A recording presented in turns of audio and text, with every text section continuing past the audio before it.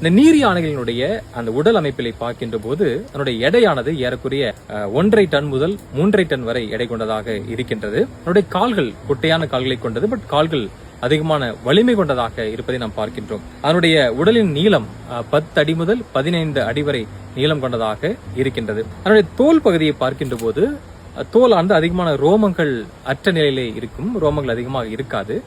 அதனால்தான் அதனுடைய உடம்பிலே ஸ்வெட் பிளட் என்ற ஒரு விஷயத்தை நாம் பார்ப்போம். அதாவது அந்த வியர்வையானது ரத்தத்தை போல வியர்வை சுரக்கும் என்பதை நாம் பார்க்கின்றோம். அது உண்மையா என்று பார்த்தால் அந்த வியர்வை என்பது ரத்தம் கிடையாது, சிவப்பு நிறத்திலே வெளிவரக்கூடிய ஒரு திரவம் தான். பொதுவாக அதிகமான ரோமங்கள் இல்லாத காரணத்தினாலே அதிகமான வெயில் போது அந்த ஹிப்போபோட்டமஸ் நீரியானது தன்னை பாதுகாத்துக் கொள்ளவும், பாக்டீரியா, வைரஸ் போன்ற கிருமிகளிடமிருந்து தன்னை பாதுகாத்துக் கொள்ளவும் இயற்கையாகவே ஏற்படக்கூடிய ஒரு சன்ஸ்கிரீன் போன்ற ஒரு திரவம் தான் அந்த ஸ்வெட் பிளட் என்று சொல்வார்கள்.